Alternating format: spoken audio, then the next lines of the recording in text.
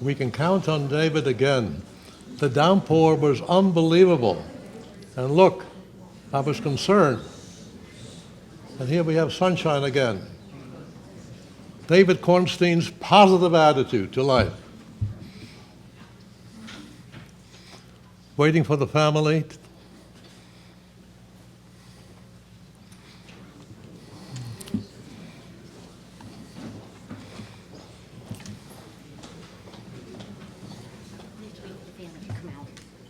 So let them just go up over there. I'll go beside the blessing from here.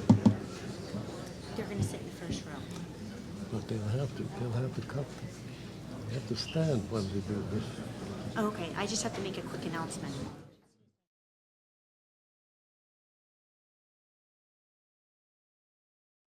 Go ahead.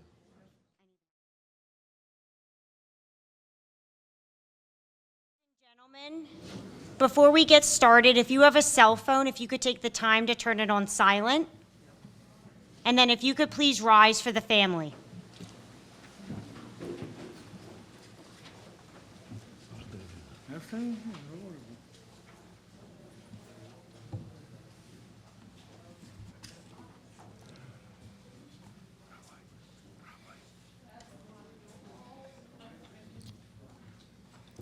Rabbi, I'm just going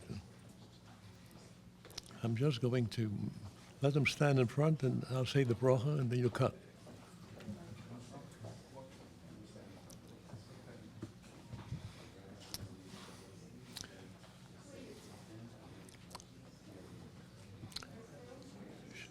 Sheila, Mark, and Danny, I said before, we can always count on your patriarch. The downpour was enormous, and look, we have sunshine. So it's very difficult to accept God's verdict. But we do say, Adonai natan, Adonai lakach. God giveth, and God wants us back. But we thank God for the years in between, the love, the devotion to each one of you. So I ask my colleague, Rabbi Shana, to please cut. First the bracha, repeat. Baruch, atah Adonai Eloheinu melech haolam, dayan ha'emet.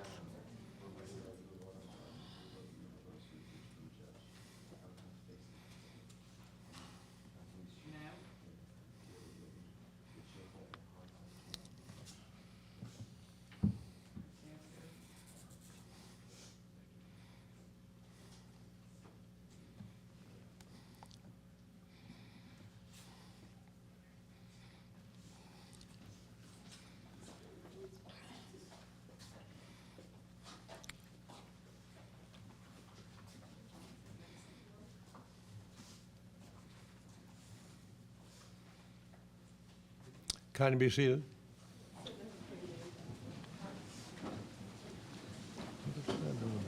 You can just stand. Stand here. You stand? No, over there. Stand there. Where? You don't have to stand. Just stand here.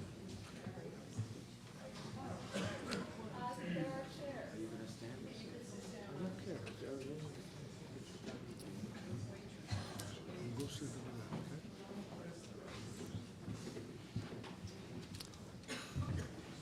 My devoted, longtime friend, David, was a gentleman. And there is a psalm, the 15th psalm, that describes the qualities of him accurately. Mizmar LaDavid Adonai mi yagu be'alecha, mi yishkom behar korchecha. Lord, who may sojourn in your tabernacle, and who shall dwell in thy holy mountain? Holech tamimu foil sadek, with over emes bilbabo. He that walketh uprightly and worketh righteousness, and speaketh truth in his heart. Beautiful psalm. I know it just partly describes the giant, the friend, the extraordinary love and commitment to his beloved partner, Sheila. The pride and joy of David, Mark. Partner, supporter, like Abraham and Isaac. Vayelchu shneim yachdav. You walk together. You walk together. And that gave him nachat. And what about the wonderful celebrations? Your wedding, Natasha. And he kept on repeating, if I would have had a daughter, I could not have more love than I had for my Natasha. And how can I forget the beautiful scene at Parky Synagogue, standing at the Torah, Danny, Papa, your dad, Mom, and Grandma, seeing your continuity, commitment to the values of the Jewish heritage that he stood for. It's all before me. But I want to be more personal on one scale. This has been a very difficult year for my beloved friend. And we were in regular contact. And I kept on reciting with him to give him courage the prayer, Ana Adonai Hoshiana. And I revised that prayer a bit, and I said, God, heal me, O Lord. Rofa Cholim, Almighty Healer, heal me.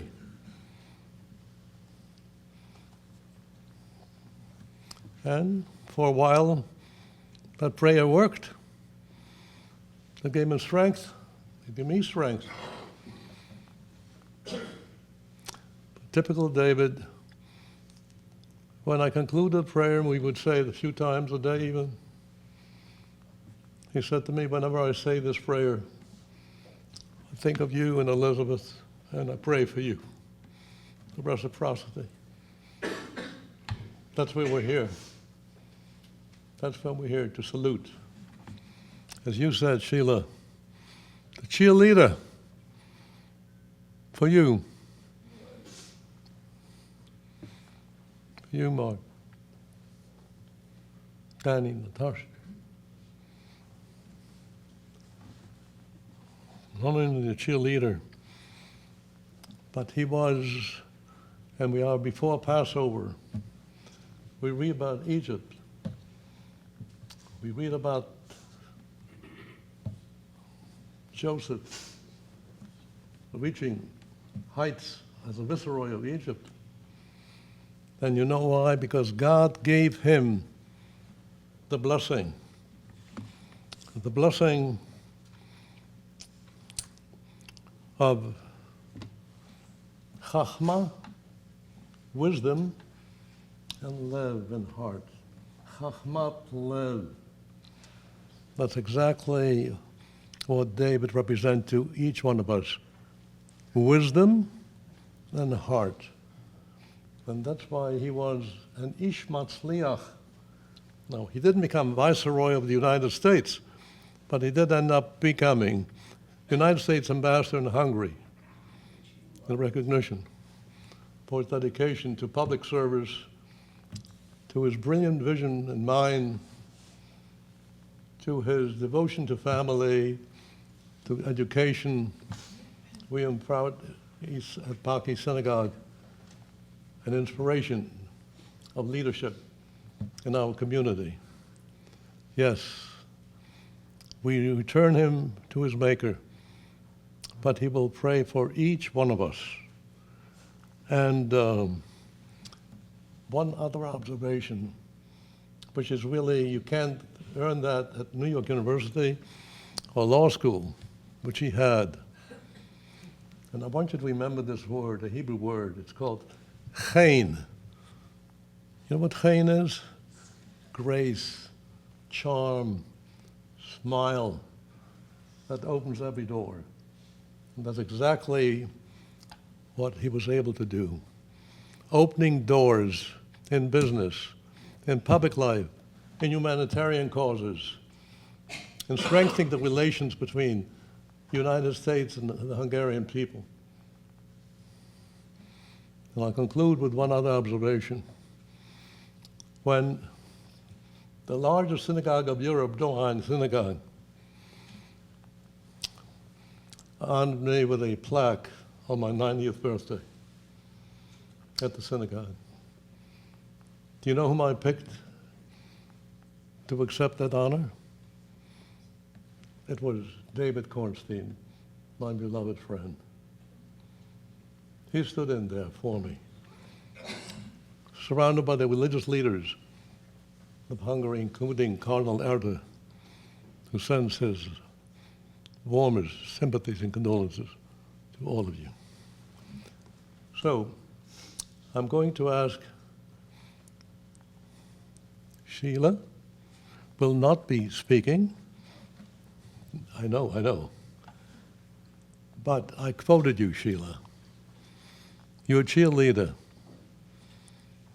And about Sheila, she shared with me at the engagement, David turned to your mother and said, "You will never have to worry about your daughter. I will always take care of her." And you took care of each other. So I'm speaking on your behalf now. And my beloved friend, Mark, full of admiration and proud. And all I can tell you, I wish every family that kind of love and devotion, that partnership that you've had with your father. Kibbud Av V'Em, fifth commandment, honor your father and mother. Did it. Please.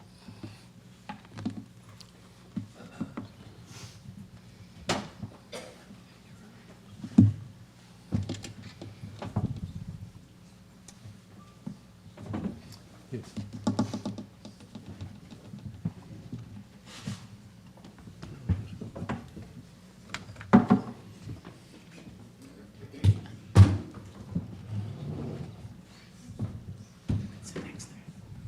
Thank you, Rabbi. There's a Yiddish word, beshert. For those that don't know what that means, beshert means loosely translated fate or something that was meant to be. And it was beshert that on the night that my father passed, that Rabbi Schneier is in Miami so that he could preside over this ceremony today. I know that makes my father very happy and that he's smiling down because this is the man he considered his closest friend. David Cornstein was an extraordinary man. He was a giant in business, starting with one jewelry concession and taking it to 1,200 plus globally publicly traded company. He was revered in the jewelry industry, a true icon. He was a civic leader. He loved New York City, his hometown. He constantly gave back. He served dutifully under Mayor Giuliani, Mayor Bloomberg, Governor Pataki on too many boards and committees to count. I'm not embellishing in saying he was the greatest ambassador that the United States ever sent over. I'm not even going to say to Hungary, I'm going to say to Europe. The relationship between the two countries, the United States and Hungary, was completely non-existent when my father arrived in Budapest. And today the nations couldn't be closer. They're the best of allies. And that is very much in large part because of the work my father did. He was so proud of his time over there. He considers Hungary his second home. It's a reason Danny and I are wearing these flags on our chests today with the two flags. It's for sure what he would have wanted. And my dad was a loyal friend. You know, as I look around this room, what stands out to me besides just the outpouring of love is it's people from all different walks of life. My dad didn't care what your background was. He didn't care how much money you had. He didn't care about anything except what was in your heart and what your character was. That's all that mattered to him. And he treated everyone the same. And that's why, again, if you look throughout this room, you see so many different people from different backgrounds. And that's, to me, one of the greatest testaments of my father. So my dad wore all these hats, and he was so tremendous in all these roles. But I promise you, it paled in comparison to what he was as a father. And I'm so privileged to be the only person on earth to have experienced him in that capacity. My dad was my mentor. He was my greatest supporter. He was my psychiatrist if I needed it. He provided comic relief constantly. He was my drill sergeant also when I needed it. But simply put, he was my best friend. As Rabbi Schneier said, he was my partner in life. Anyone that had any meaning in my life knows my dad. You couldn't have been important in my life and not known my father. They were synonymous. He wouldn't have allowed it. I wouldn't have allowed it. That's why I've received messages from people I haven't heard from in 20 years, 30 years, just telling me, recounting stories of ways that he impacted them, influenced them. The Cornstein family is small. There were 5 of us. It started with my mom and my dad, which was a 56-year romance. I don't know what a perfect marriage looks like because I don't know how to judge perfection, but I know their marriage was perfect for each other. They were always by each other's side. My dad was my mom's great protector, and they loved each other dearly.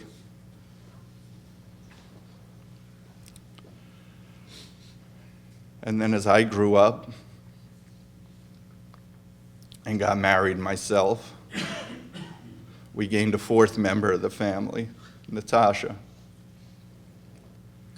And anyone that knows my dad knows that this was not a daughter-in-law. This was his daughter. He never referred to her as anything else. And as Rabbi alluded to, he would brag. If she was born to me, she couldn't love me more. And he loved her.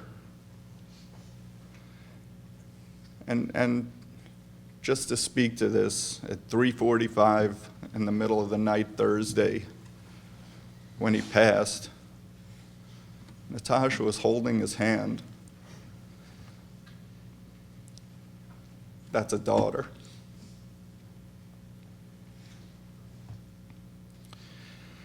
And then, of course, we added Danny.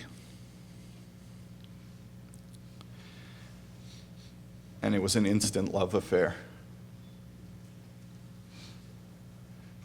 We used to always joke what the pecking order in the family was after number 1. because it was so obvious and evident that Danny, from the moment he was born, just completely stole his heart. He would cancel any meeting, break any plan if it was the opportunity to spend time with his grandson. They spoke virtually every day. They were best friends. I've never seen a relationship like it.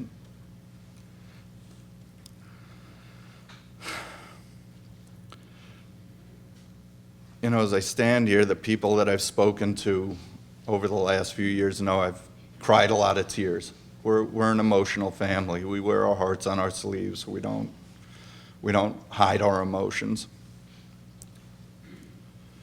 But I stand here with a bit of a sense of calm. And I think it's because of the realization of how unbelievably fortunate I am to have had David Cornstein as my father for 55 years. And I would end with saying I think I have a sense of calm today also, knowing neither of us had any regrets. There's not a word we ever said to each other we regretted. There's not an action we took that we wish we took back. We lived our lives as father and son, as parent and child, in the way we chose and the way we wanted to. And that gives a sense of relief. I love you, Dad. I love you forever. And you will forever be in my heart. Thank you. No regrets. And now, the daughter he loved, Natasha.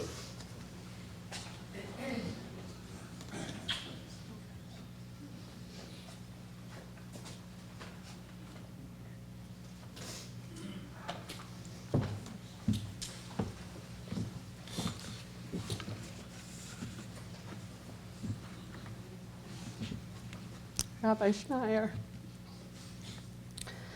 Mark said it was beshert that you were here, and I can't think of another word that would be so apt.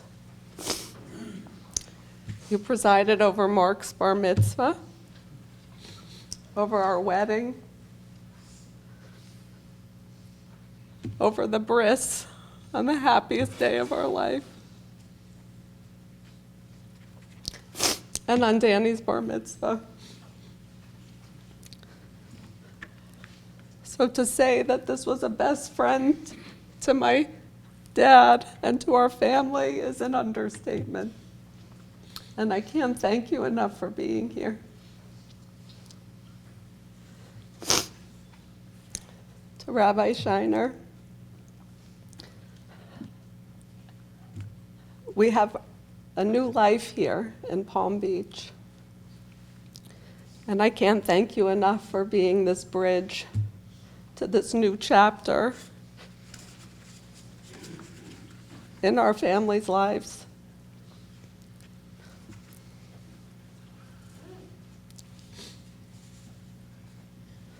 To everyone in this room, I thank each one of you for being here. And to those of you that traveled on no notice from Hungary, from all parts of the world, the ambassador that's here representing Prime Minister Orban, I say thank you on behalf of our family. And to his dearest friends, Bensei, Peter, Arpad, thank you for traveling around the world to be here today. He wouldn't be happy that he inconvenienced you. That's what he would say. But he's very happy that you're here. Everyone in this room knows about the countless accomplishments and the love he had for this country and his adopted country, Hungary. And as Mark said, there's no need to list them, because what we want to speak about today is the culture of love that our dad created in the entire world, but in this family. They talk about patriarchs that lead their families with an iron fist or come down so hard on their children they have no existence, no independent self. They're in the shadow. And that was the opposite with our father. He led with love. He led with absolute love and devotion to this family. And many of you in this room know that by chance, on September 20th in 2000, on my first date with my husband, we walked into the restaurant and there were Sheila and David. This was a foreshadowing of the life, the privileged life that I would come to know as Mark's wife.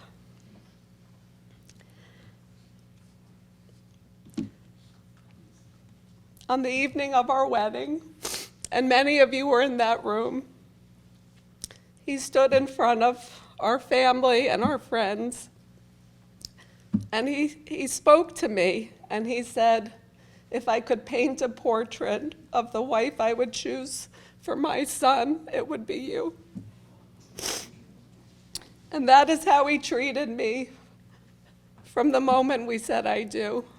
There was no in-law attached to the word daughter. The next step in our journey was our honeymoon. And when we returned from our honeymoon, this had been a negotiation before we left. How could we not be calling every single day from our honeymoon? And so we negotiated with Dad that we would let him know when we arrived at each destination. And one of our family homes was the Friars Club. We had lunch with Mom and Dad there every Saturday. And on the first Saturday after our honeymoon, when we walked in, they said, "Thank God you're home." David has cried every single day since you left. And when we got home from that honeymoon, he devoted himself to finding a way to be the father of a daughter. He said, I don't know what to do with this child. I have a life of boys and sports, and Mom is even one of the guys since day one. And he said, what do I do with this creature? And he decided we would go to the opera together. Not once a year, not twice a year. He got us a subscription to go to the opera 10 evenings a year. Just the two of us. He would come with Richard and pick me up. He always said, wear a beautiful dress because they're going to think you're my young wife. And he said, I love all the dirty looks. I'm counting them. And we would go first to dinner. And he wanted to know everything, every moment of business. What's happening with the girls? Who's being nice? Who's not being nice? What's happening in your marriage? Your parents? What do you think about the world? We talked about it all, and we went toe to toe. Some people maybe were a little intimidated by Dad, but Dad and I went toe to toe. It never mattered. And we never stayed for the end of any opera. Dad said, who wants to see someone die? Let's go get a Black Label on the rocks and a glass of champagne. And in his colorful words I won't repeat, he would say, "You know what?" And for many years, Mark and I struggled to have a child. And it was very private and very painful. And Dad was there every step of the way. And when this child was born, it was as if the whole world stopped for my father. The whole world. And Mark said it, but I'll say it again. We always said, thank God he fell in love with a baby and not another woman. Because it was that kind of love affair. Pop-Up carried in his breast pocket photos of Danny, a stack where his jacket would bulge out. And anyone, anywhere, that would listen to him for a moment, those photos came out. This is my Danny. There isn't a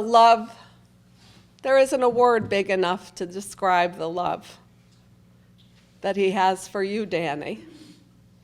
And it will always, always be there. Pop-Up lives in you, in Daddy. You are in large measure the men that you are because you had the privilege of having him as your father and your grandfather. And when I opened the drawer next to Dad's bed yesterday, it was filled to the brim. It was a chronicle of Mark's entire life, from baby to middle, whatever moment in his life. And next to that was that same stack for Danny. And he's going to watch those photos. He will see every moment, and that stack will keep growing.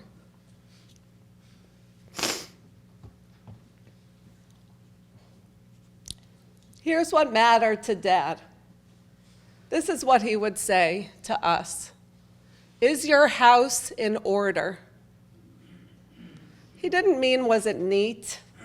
He didn't mean, what is organized? What he meant by that is this a home where there is love and devotion between husband and wife?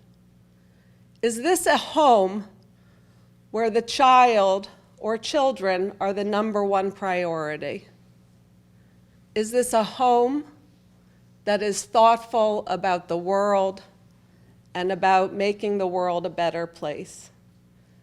That's what he meant by is your home in order. This was how he thought of each one of you, not by what was in your pocket, not by the accomplishments or the clubs you belong to or was your house in order? And that's where the respect from David Cornstein was bestowed.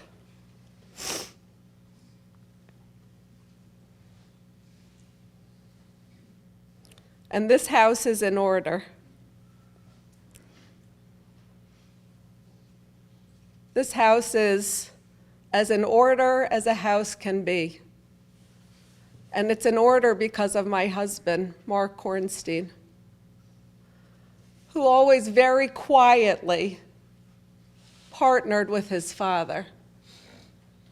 You want to talk about a best friend, a person that mattered the most?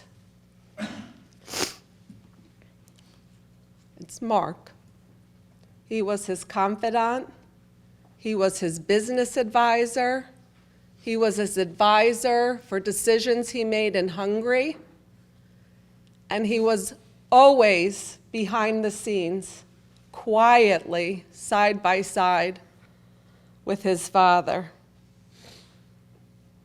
And in this past year, it was about a year ago, 2 weeks ago, that he was diagnosed with stage 4 lung cancer.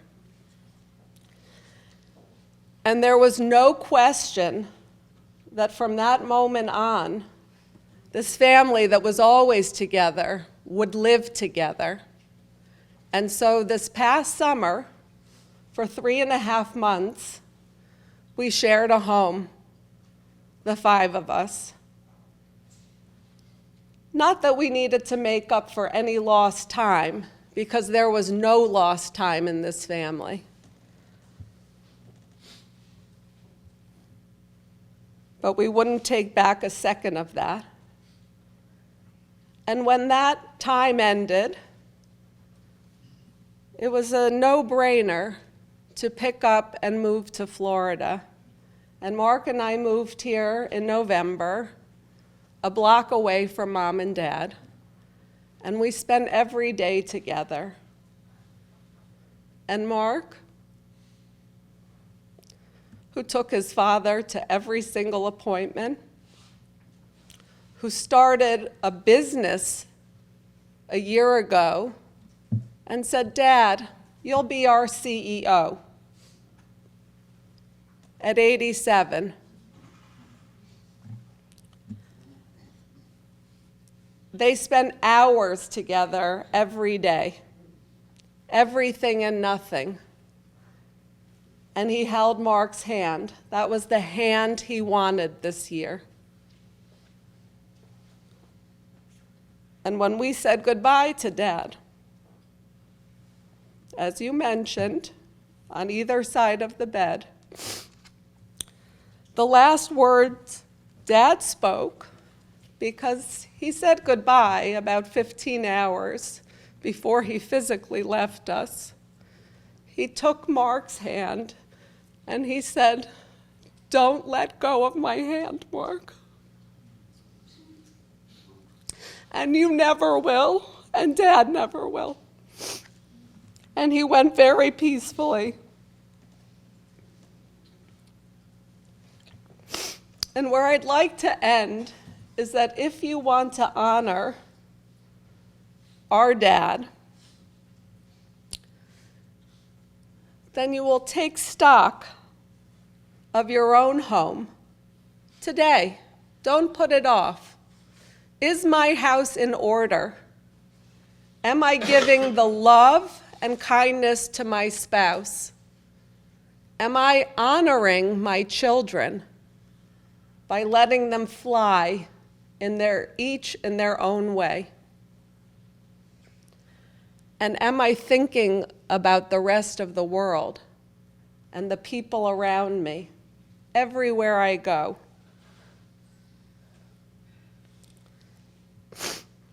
And I'll conclude with talking about my best friend. You know her as Sheila, and I know her as Mom. And for anyone that's a mother of a son, it's our greatest fear. We'll lose our son. Who is this interloper? I gave birth to him. I changed his diapers. I kissed him when he cried. I held him when life got tough. I celebrated him. For Mom to make the room that she made for me, to be her daughter, she is my best friend and will always be my best friend. So the second and most important way in which you can honor our dad is to be there for my best friend and his best friend. And not in the days and the weeks ahead, but in the months and in the years ahead. And maybe you haven't seen her in a little while, and maybe you'll take this opportunity to renew your friendship. And to her friends that have been here every step of the way, I thank you from the bottom of our heart for being the friend to our mom, to Dad's best friend, to my best friend. Dad, we love you. And Mark has it from here.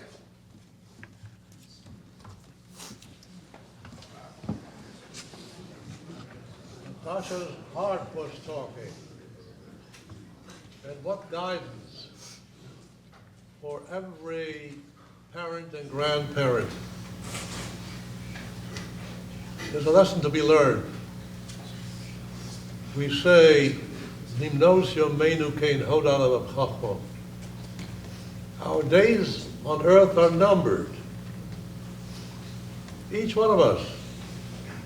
What do we do with every day? How do we love? Follow this one's guidance, okay? His guidance.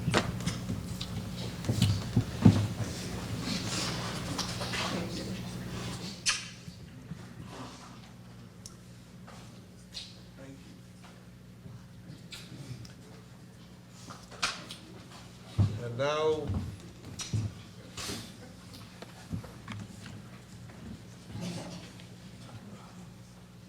find that this grandson has never let a day go by without communicating with Papa. It was love the day you were born. And he will be watching over your achievements, your success, in response for the love that you gave him, Grandma, and your parents. First of all, I just want to say thank you to everybody in this room. As you know, he was the most loving person to ever walk the planet, and everyone in this room he had a love and affection for, so it just means the world to me, my family, that everyone's here from near and far. It's very special. I'll start with this. Very few people on this planet know what it's like to be an only child, and even fewer know what it's like to be an only grandchild. And there's only one person who knew what it was like to be Pop-Pop's only grandchild. And let me just say, it was pretty awesome. It was pretty great. From a young age, Pop-Pop told me that there was one rule from him being my Pop-Pop, that he could never say no. No matter what I asked, the answer was yes. And from time to time, I would take advantage of this, but most of the time, he did everything with a smile on his face, no matter how large the request was. Whether it was taking me to the Times Square Ferris wheel in Toys R Us, or taking me to a game, or getting me Hamilton tickets when they were impossible. No matter what I asked, Pop-Pop did it. And believe me, he did not want to be sitting on that Ferris wheel in Toys R Us, but he also, every time I saw him, would say, Happy Children's Day. And I said, Pop-Pop, what do you mean? He said, every day is Children's Day. Every day we are going to celebrate you, and I'm going to have a gift for you, and there will always be something to celebrate with you, Danny. And so I would sometimes complain on maybe his birthday or on Father's Day. Why are we not celebrating me? And he said he would always pull out a gift or something. He was always prepared.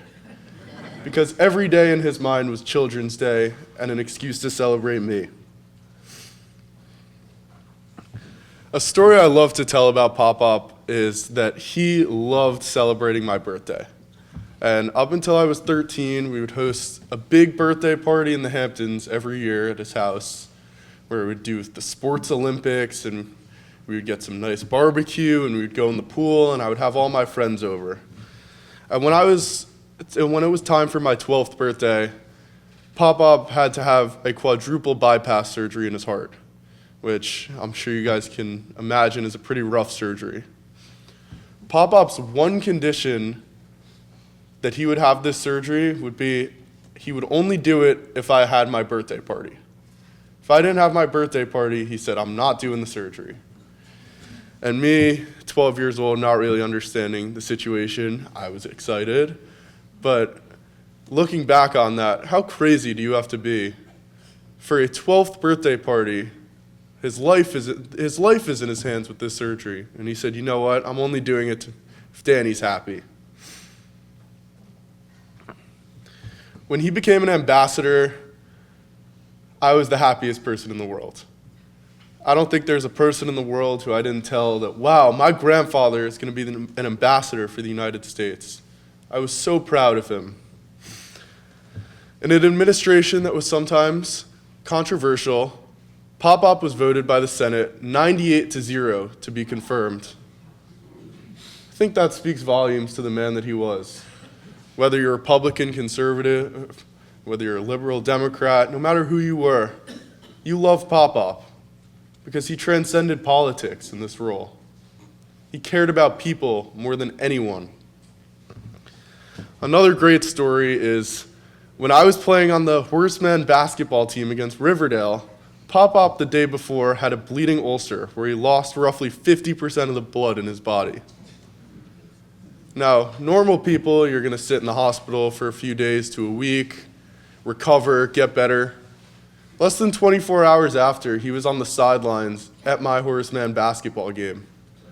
I looked over and I said, Pop-Up, you look tired, because me, being young, didn't really know what was going on. He said, we'll talk about it later. I'm so excited to watch this game. Crazy. More recently, this one is pretty crazy. You don't hear very often when you're in high school or college, ooh, we're going to go out with the grandfather. But Pop-Up was very inspired when we'd always watch the trailer for the movie Bad Grandpa. And Pop-Up would find reasons to come out with me and my friends. I don't think I should get into all of what we got up to, but those were some of the most memorable experiences of my life, going out with my best friends and my best friend, my Pop-Up. Everyone in here knows that my number one priority, the person you do not mess with in my life, is my mom. I love my mom. My mom is always right. My mom is always right. And everyone also knows that most in-law relationships can be contentious, can be rough, it can be hard. From the day I was born, I watched Pop-Up treat my mom just like he treated my dad, to the point where people would ask me, whose dad is he? And I would proudly answer, both.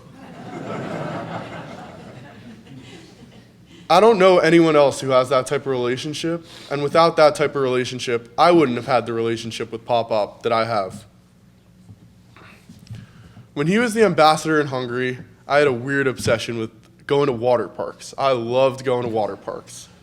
And obviously when you're an ambassador in a country, you need Secret Service and you need to be protected. But I said, Pop-Up, I really want to go to the water park. And he said, okay.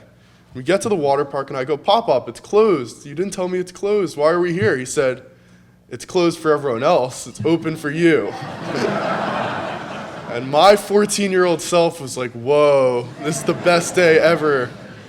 And I still think about that day because I could go on and on about stories. I could stand up here for days because every day we did something together, whether it was a 5-minute conversation on the phone, whether it was lunch where I would have to tell the rest of the family, please just let it be me and Pop-Up today. Days on the driving range, it's just anything. My doubles partner, I'm sure you guys know he probably wasn't the most athletic, shoulder issues, in his 80s. Pop-Up and I were undefeated as doubles partners. He was pretty good at the net. But I'll leave you with this. In the last year, Pop-Up and I had some of our most meaningful conversations because I was maturing, figuring out what I want to do with my life. And he knew he was sick and he knew it was coming to the end.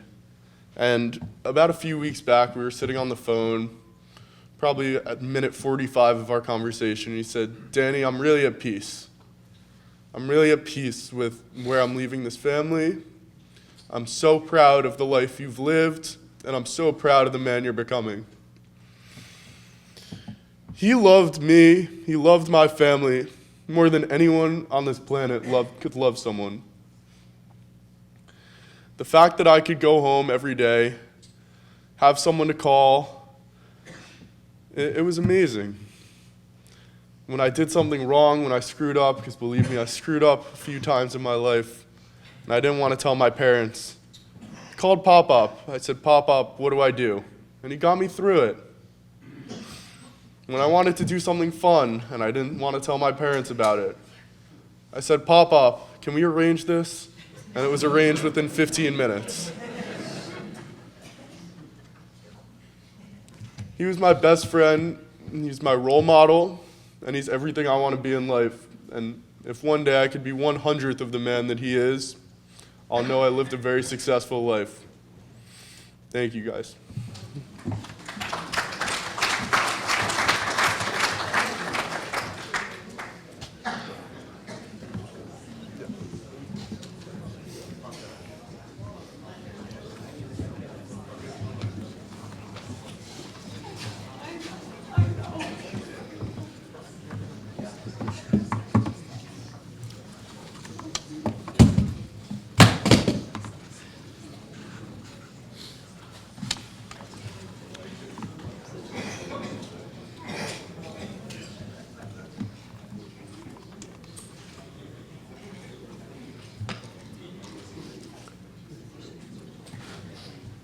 I can tell what everyone is thinking. We hope and pray that our children and grandchildren will have the same love and respect that David earned from his family. That's my blessing to each one of you. And there's a Hebrew word for it, nachat, contentment, fulfillment, joy. And that's the blessing that I offer for each one of you. Let us recite the 23rd Psalm in English, and then I'll ask the cantor to recite it in Hebrew.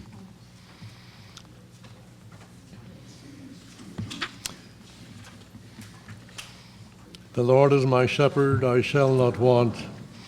He maketh me to lie down in green pastures. He leadeth me beside the still waters.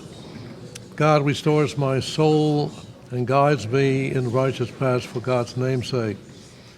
Though I walk through the valley of the shadow of death, I will fear no evil, for you are with me. The scepter and staff, they comfort me. You prepare a table before me in full view of my adversaries. You have anointed my head with oil, my cup runneth over. Surely goodness and mercy shall follow me all the days of my life, and I shall dwell in the house of the Lord forever. Ken Howard.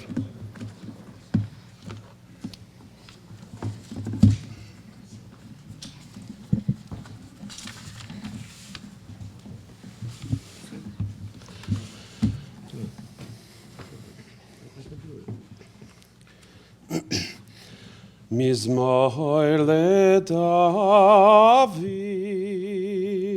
Adonai roi lo yechzor, b'nois desher biteni, amei menuchos inaleyni, nafshi yeshoevev, yanecheni, b'magle tzedek leman shemoy, leman shemoy, gam ki yelech begeitz alemaves la hirara ki ata imadi shiftecha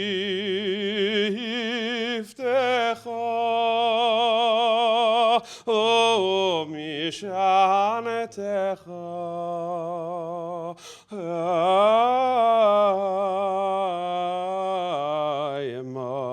Hema yenachamoni taroich lefanai shulchan taroich lefanai shulchan taroich lefanai shulchan neged zayredai di shanto bashemen raishi di shanto bashemen raishi di shanto bashemen roishi koi sirevaya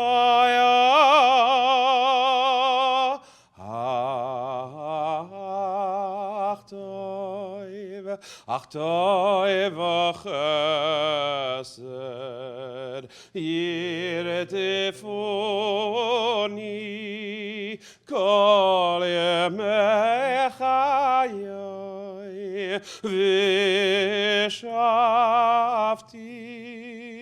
v'shavti beveis Adonai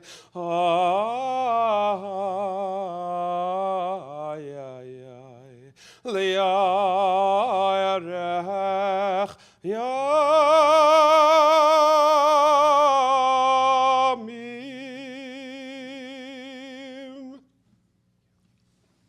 I will ask my colleague, Rabbi Shiner, and thank you for welcoming this family to the Palmley Synagogue.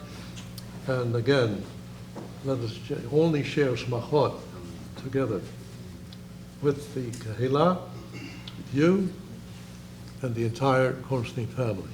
Rabbi Shiner, but an honor.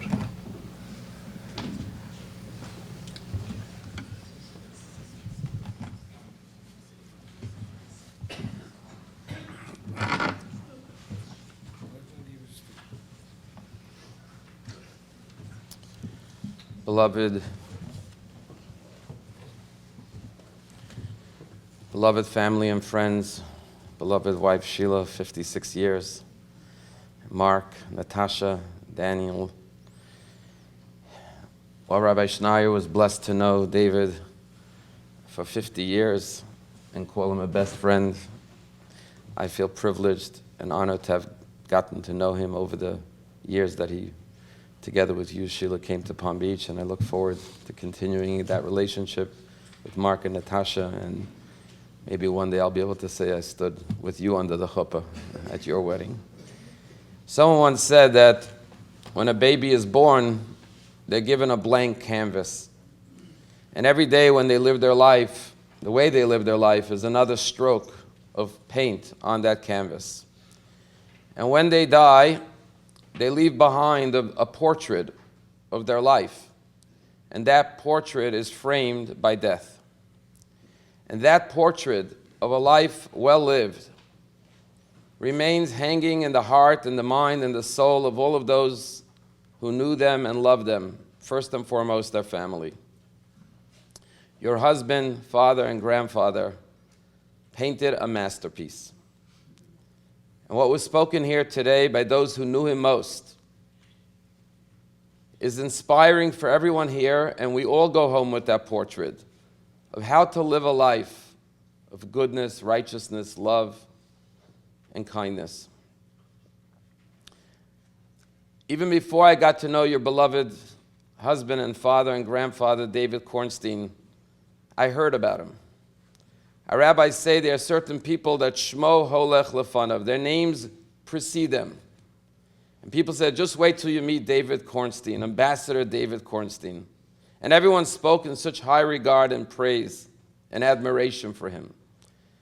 And how blessed I was when I met him, and his big smile and his warmth and his love and his generosity of his heart.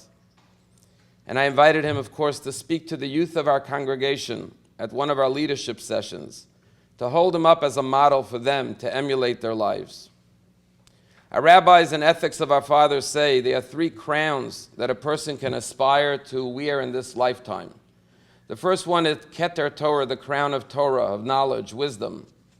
The second one is Keter Kuhuna, the crown of public service, which he wore as well. And then the third crown is the crown of Malchut, which is royalty, authority, power, which he wore as well as an ambassador. But our rabbis say there's a 4th crown that surpasses all the other 3 crowns. And that is Keter Shem Tov, the crown of a good name, of a good reputation, because that lives on forever. In Judaism, when we remember a loved one, we say, Zichrono livracha, his memory should be a blessing. The memory of David Cornstein will always be a blessing for those who were blessed to know him. When I met with the family, we talked about the Shiva. They said, we want to do the entire Shiva, the entire 7 days. The word Shiva actually means 7. And I explained to them that in Jewish tradition, when the holiday of Passover comes in the middle of the 7 days of Shiva, it interrupts the Shiva, and the Shiva is cut short. And therefore, there will only be 3 days of Shiva, Sunday, Monday, and Tuesday, because Wednesday night and Thursday night and Friday night, Shabbat, we'll be sitting with our families celebrating Passover. And when I thought about it, I said how befitting it is that Ambassador David Cornstein's Shiva is cut in half. Half of it mourning, the other half celebrating with family around the table. Because David always said, we always have to go on living. And his Shiva will be when his family and friends sit around the Seder table with an empty seat, painfully. But that seat will be filled with his love and his presence. And he will be leading the Seder in your home and saying to you, let us continue as a family to come together with the love that this family was built on. There's a story told of a man on his deathbed. And his family was around his bed. And he said, I have one last request. And they said, sure, anything. He says, you see that bundle of twigs at the fireplace? I want you to bring it to me. They had no idea why he would want that bundle of twigs, but they brought it to him. And then he gave it to his family members and said, I want you to break it. And each one tried to break it, but they could not break it. Then he said, give it to me and I'll break it. And they thought to themselves, we're healthy and strong and young and we can't. How is he going to break it? They handed him the bundle of twigs. He proceeded to untie the knot of the string around the twigs. And he started to break each twig one at a time. And he said, my beloved family, our strength was that we were one tightly knit bundle of twigs. We were always together. And that's why we are unbreakable. And when I leave this world, I know that while you will mourn and you will grieve and you will be sad, you will always be comforted by the strength that you will give one another. And I will look down from heaven, and that will give me peace, and that will give me joy. The ambassador of Hungary is here today. The entire country and nation of Hungary is honoring Ambassador David Cornstein, a man who first and foremost led himself with honor and dignity and love, and then led his family, but knew that leadership means making the world a better place. And he served our nation proudly. But today he really becomes once again an ambassador. In Judaism, we believe that death is a night between 2 days, between this world and the next world. And when our beloved leave this world, their souls go on to the next world. The great 12th century scholar, the Kuzari, Rabbi Judah Halevi, tells the following story to explain Judaism's belief in the afterlife. And the Kuzari says there were once twins in their mother's womb. One was an optimist and one was a pessimist. And they were having a debate for 9 months. What's going to happen to us when this lifetime is over? Where do we go from here? What happens next? And so the optimist said, well, I have faith that when we leave this world, there'll be another world waiting for us, a better world.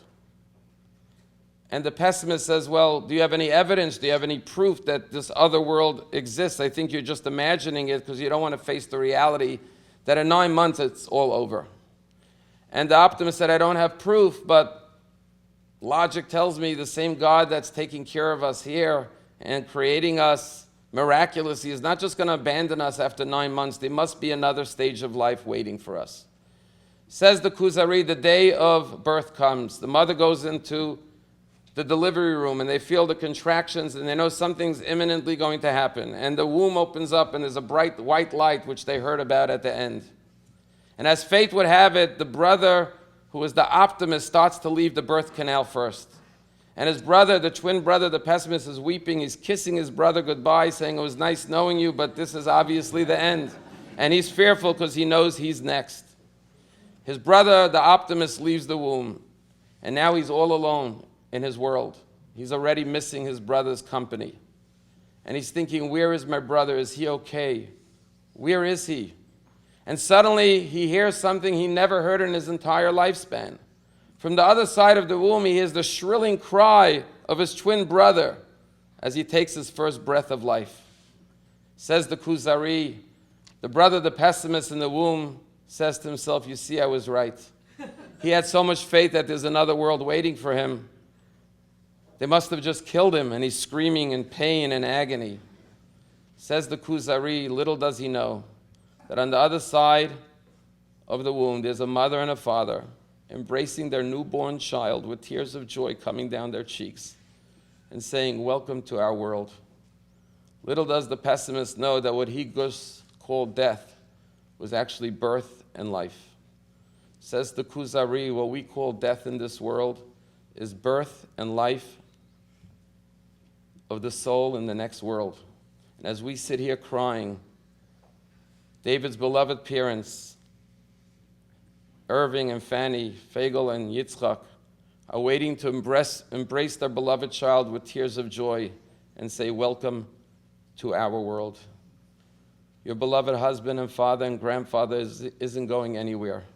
He will be your ambassador on high. He will always be praying for you. He will always be sending you his love.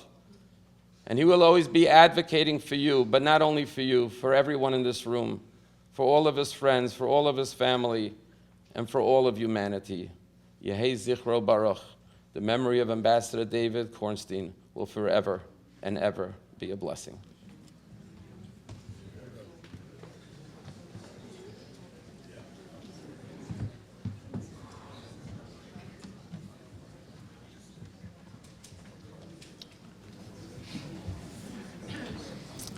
We are going to proceed for the actual burial. And I will ask Kathy Horowitz to conclude the service in the chapel with the Psalm 16. Again, because of the Pesach holiday, we do not recite the traditional prayer of Kel Maleh. So David always makes things easier for you, okay? You've heard the rabbis say the observance is cut to 3-day Hoshiva in their beautiful home, starting at 2 o'clock today, and then observed on the 2 next following days. Yes. Go ahead. Make it begin, sir.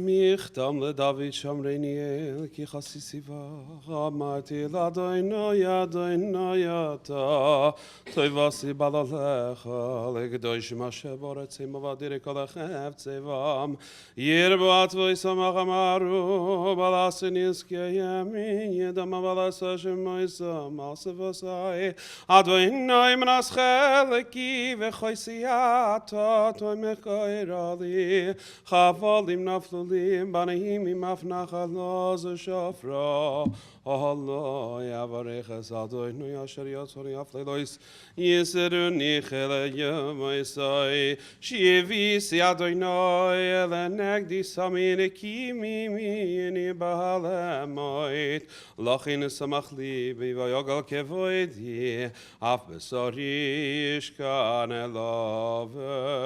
Elavetach Kilo Esazoi Venafshi Lishoy Loisitein Chasidecho Lirois Shachas Toidieni Orachayim Soivasem Machois Esponecha Nehimois Biminecha Netzach.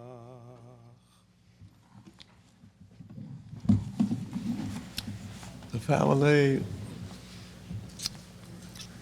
will accompany the procession. So ladies and gentlemen, this does conclude the chapter And- of the service. We're now going to proceed to the grave. We're going to take the casket out first. We're going to have the immediate family follow behind the casket. See. And if everybody else would follow behind them. We are going to be walking there, so we're going to be walking right along the sidewalk. I'm pretty sure it is raining, so if you have an umbrella or a raincoat, definitely bring that. Thank you. Just hold it. The family asked to please announce that Shiva evening services will be tonight, Monday and Tuesday night at 7 p.m. Shiva today is from 2 to 8, and Monday and Tuesday from 4 to 8. I was also asked to announce that to the west of the 100 building, there is parking available for those attending Shiva. We'll do immediately following. We say to David, So we should tell them. Adonai yishmar mikol ra, yishmor es nafshecha. Adonai yishmor tzeischa ve'echa me'at avad olam. The Lord will guard you from all evil, guard your life. The Lord will guard you going in and you're coming out from now and forever. And let us all say, Amen. The family invites everyone following the service to come to the apartment at 100 Worth Avenue, beginning right after the service. Thank